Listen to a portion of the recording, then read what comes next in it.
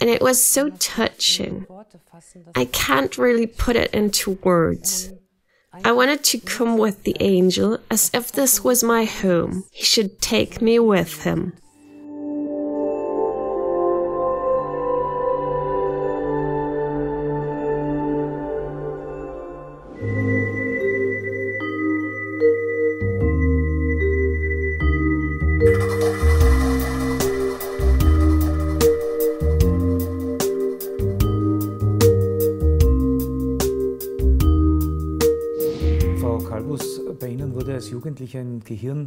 Miss Kalbus, when you were a teenager, a tumor was diagnosed in your brain. I'm sure that's something where a world would crash. At the same time, a new world opened up to you. Would you tell us what happened at the time? Ja, ich war 18 Jahre alt, saß in der Schulklasse. I was 18 years old and I was sitting in my classroom when I started feeling nauseated, almost sick. And then I can only remember that I collapsed. Well, I just dropped. And then they brought me to hospital and examined me. I collapsed over and over again, and according to the doctors, I woke up again several times. Well, I can barely remember it. I was fully paralyzed. I couldn't see anything. Everything just looked hazy, and it felt like hearing through cotton wool. So you were sent to hospital. What was the diagnosis? Well, then they found a tumor in the shape of a finger on the left side of my brain. That means up to that point, your life had been completely normal? You'd never had any health issues either? Exactly. At the hospital I was sent to, they couldn't execute this difficult surgery. So they brought me to another hospital by ambulance. This hospital had the facilities to perform the surgery. Were you prepared for the surgery then? Yes, I was. And about 3 or 4 days before this big and complicated surgery, I'm not sure when exactly, an angel appeared to me. I felt this warmth. The hospital room was very bright. I felt this peace. And when the angel stepped to my bed, I hardly felt any pain anymore. Although I barely, my vision was blurry, I could still make out everything. And it was so touching. I can't really put it into words. I wanted to come with the angel as if this was my home. He should take me with him. The things you describe are typical elements of a classic near-death experience. How long did you feel the presence of an angel for? Time-wise, I can't really tell. I'd say it took about 3 or 4 minutes. It was quite long and intense. What did the angel tell you? What was the most important message? Well, first he said that I would be healthy again, and that I wouldn't be operated. That's what he said. How did you react to these incredible impressions? I actually wanted to. He should take me with him as I was. I could feel the love, such deep love, this light. It was so beautiful. What happened next, before the surgery? Did you tell the doctor about your experience with the light? Yes, I was feeling better. I could see, hear, and speak a bit more again. I tried to tell the doctor that an angel had appeared to me. And then he told my parents, at the time I was still 18 years old, that he would do a complete checkup again. And they found out that the tumor had completely disappeared. At the time, the doctor told me that a small scar was visible where the tumor had been. And of course, I wasn't operated then. And then you were released from hospital as someone who was cured.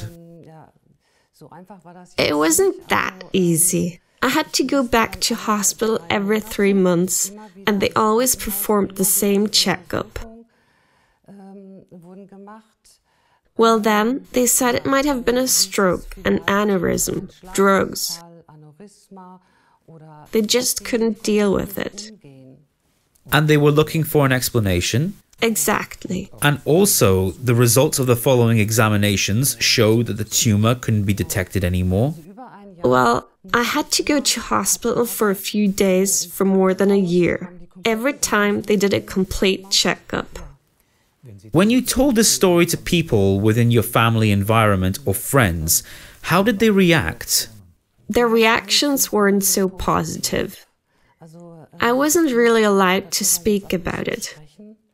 Maybe my family also felt a bit embarrassed about it, because I always tried, I see angels. I still see angels. They still accompany me. I've got to say that I didn't tell friends about it for 15 years, because it wasn't so easy for me either. I was 18 years old at the time, a young woman. Well, and I saw angels, or light beings. Nowadays, following your reports, one would already recognize typical elements of a so-called near-death experience.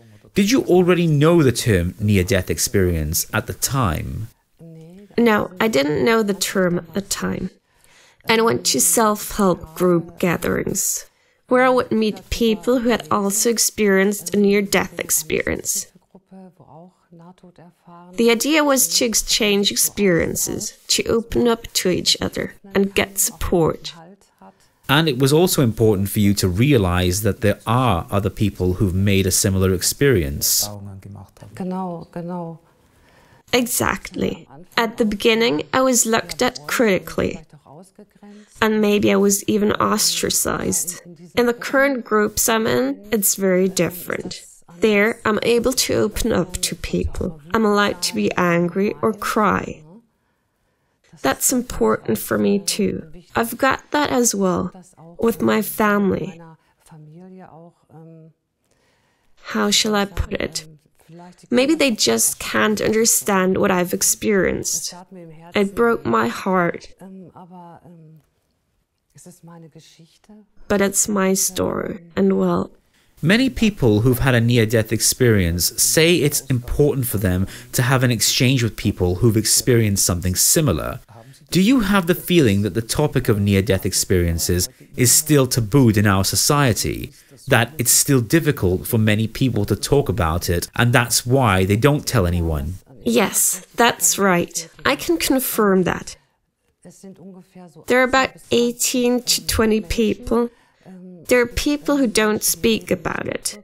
And as mentioned before, they've been hurt badly. But I think times have changed. I've got to talk about it over and over again. And many people want to speak about what they've experienced and how magnificent it was. You eventually made the decision that you wanted to write down your experiences in the form of a book. What incited you to do that? At the time, my angel told me that I would write a book. And I thought, me writing a book? No, I'll never manage that.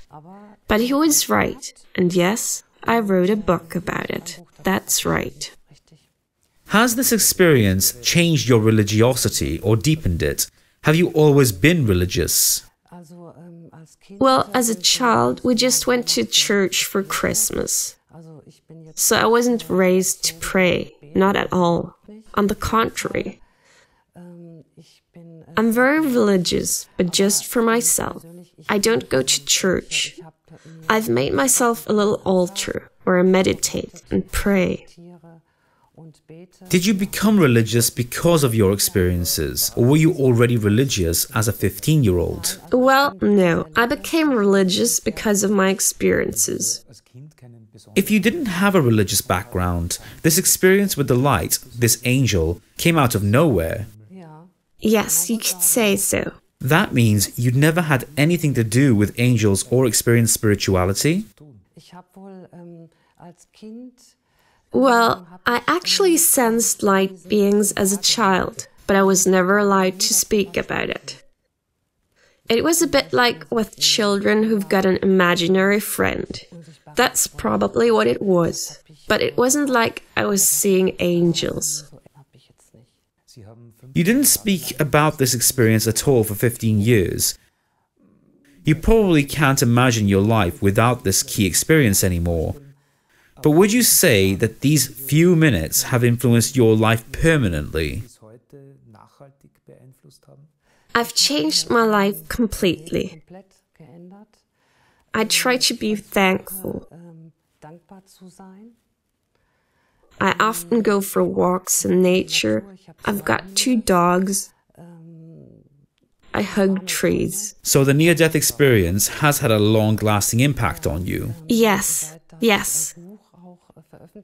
Ever since the book was published, more and more people have approached me. I've set up a little counseling room up there in the house, and I try to be a spiritual counselor for people. Oftentimes they come with their pets, or I go to see my clients, and they ask me to take a look. Ms. Kalbus, thank you very much for sharing your experiences with us. Thank you for your openness. Thank you very much for the interview. Thank you as well. Many thanks.